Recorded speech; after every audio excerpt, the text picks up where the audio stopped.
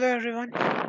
Today we will gain some basic knowledge regarding constitutional law through some multiple choice questions. So without wasting any time, let's start. First question is a separate governor for Bengal to be, was to be appointed under which of the following acts? Options are A.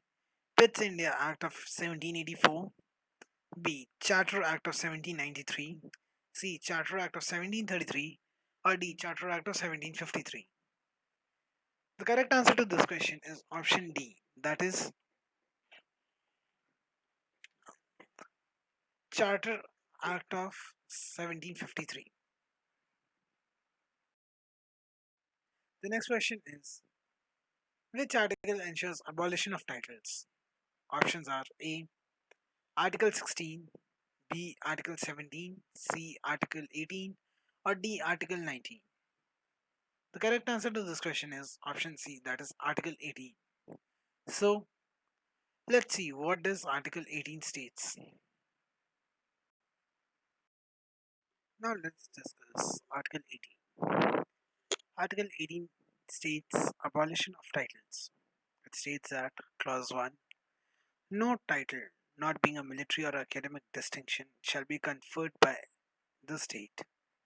Clause 2 no citizen of India shall accept any title from any foreign state. Clause 3 no person who is not a citizen of India shall, while he holds any office of profit or trust under the state, accept without the consent of the President any title from any foreign state. And clause 4 no person holding any office of profit or trust under the state shall, without the consent of the President, accept any present, emolument, or office of any kind from or under any foreign state. Right to freedom. Question is Punjab was divided into Punjab and Haryana in which of the years? Options are 1966, B 1967, C 1968, or D 1969. The correct answer to this question is option A, that is in 1966 Punjab was divided into Punjab and Haryana. The next question is a bill which contains only provisions dealing with imposition, repeal, remission, alteration, or regulation of taxes is called from which of the following? Options are A. Locus Standi B. Money Bill, C. Motion, or D. Ordinance. The correct answer to this question is option B, that is, it is known as Money Bill. The next question is the first statute for the governance of India under the direct rule of British government was options are A.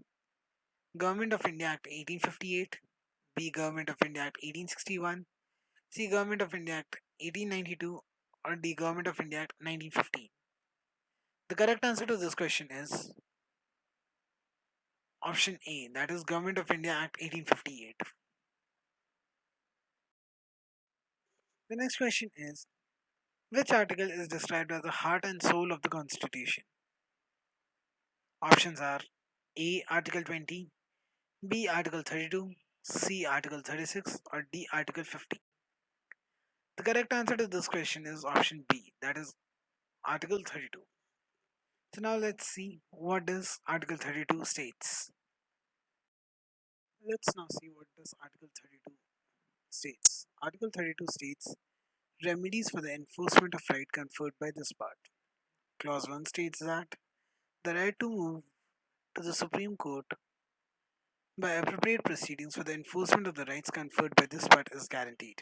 Clause 2 the Supreme Court shall have a power to issue directions or order or writs, including writ in nature of habeas corpus, mandamus, prohibition, queue warrant, or certiorari, whichever may be appropriate for the enforcement of any of the right conferred by this part.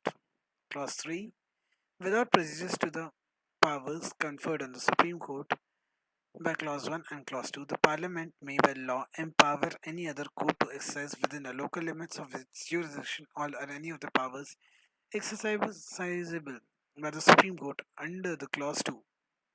Clause 4. The rights guaranteed by this article shall not be suspended except as otherwise provided by this Constitution.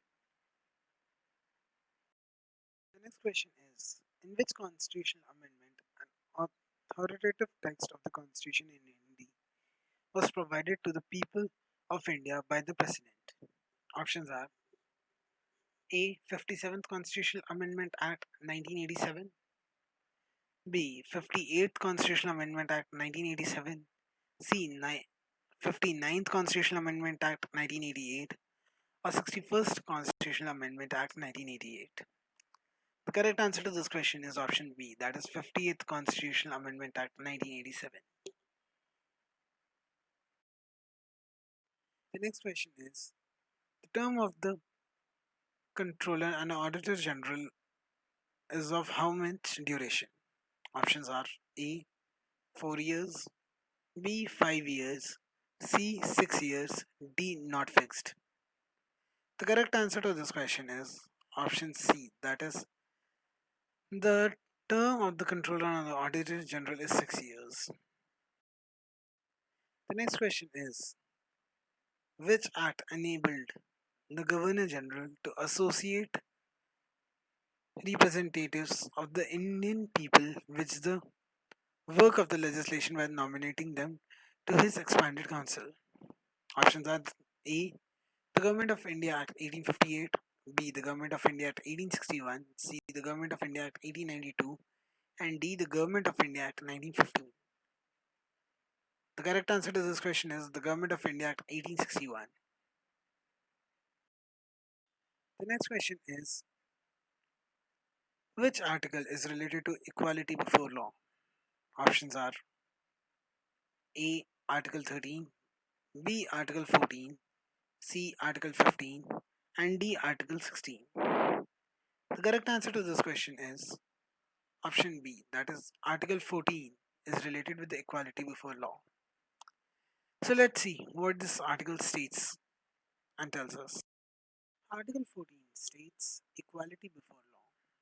This article states that the state shall not deny to any person equality before law or the equal protection of laws within the territory of India. Prohibition of discrimination on the grounds of religion, race, caste, sex, or place of birth.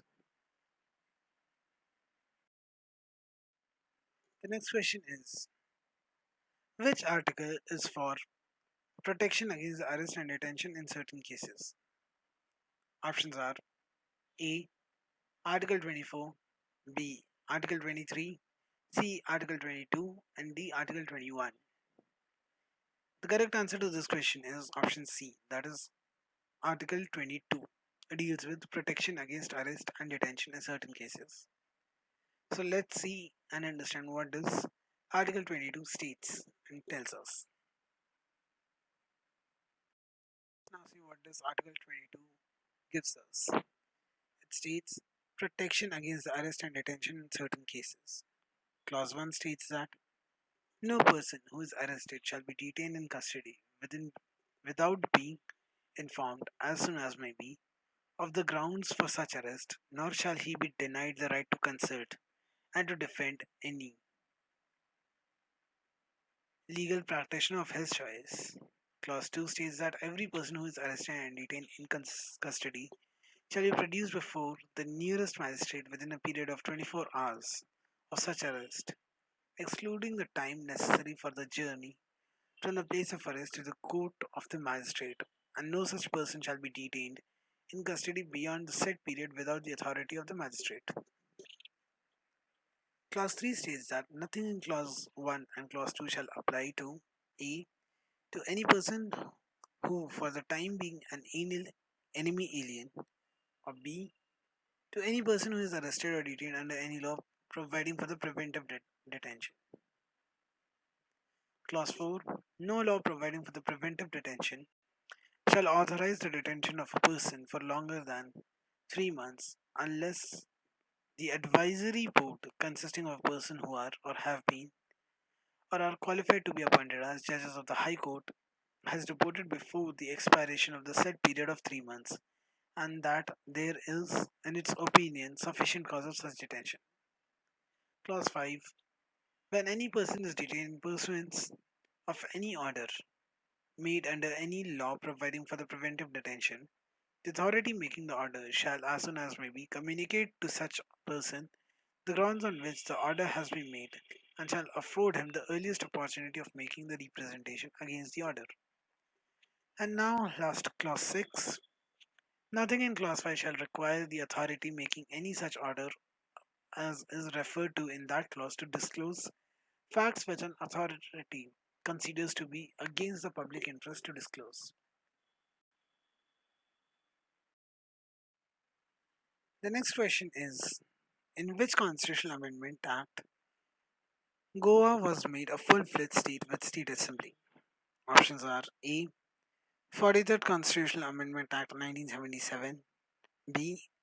44 Constitutional Amendment Act 1978, C. 56th Constitutional Amendment Act 1987, and D. 57th Constitutional Amendment Act 1987. The correct answer to this question is option C, that is 56th Constitutional Amendment Act 1987.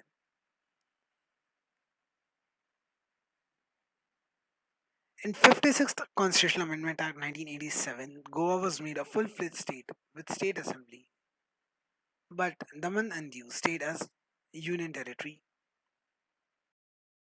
The next question is, under which act the councils were having the power to discuss the budget and addressing the questions to the executive? Options are A.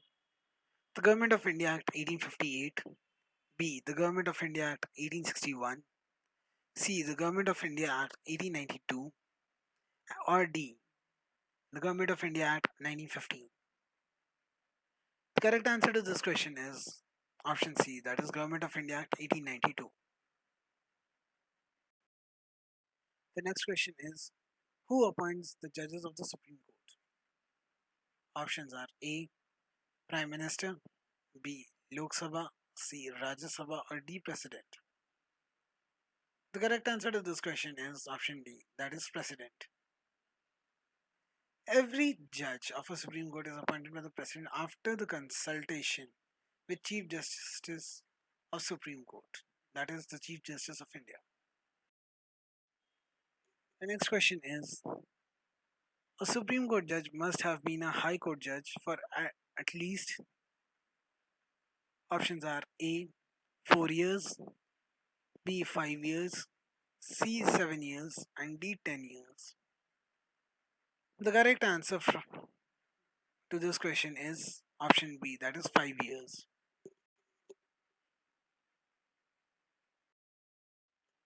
The next question is, the constitution should give India domination status was a proposal in which of the following plans?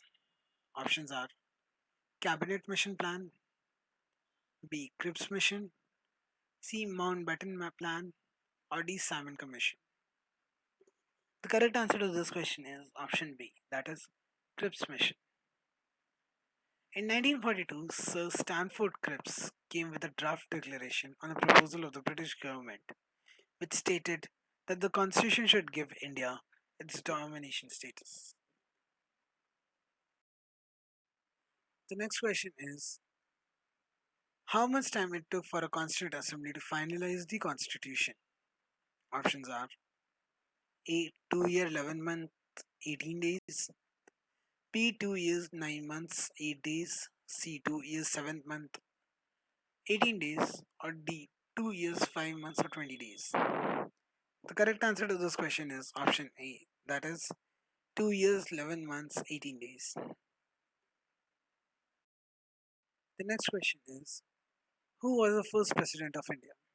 Options are Dr. Rajendra Prasad, B. Dr. S. Radhakrishnan, C. Dr. Zakir Hussain, or D. Sri V.V. Giri. The correct answer to this question is option A, that is Dr. Rajendra Prasad was the first president of India.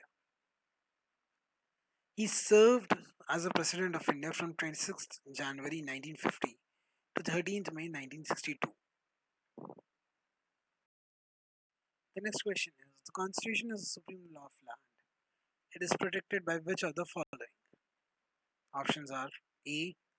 The Supreme Court, B. The Constituent Assembly, C. The Parliament, or D. The President? The correct answer to this question is option A. That is, the Constitution is protected by the Supreme Court. The next question is, the plan to transfer of power to Indians and partition of the country was laid down in which of the plans? Options are A. Cabinet Mission Plan, B. Simon Commission, C. Cripps Mission, or D. The Mountbatten Plan? The correct answer to this question is option D, that is the Mountbatten Plan.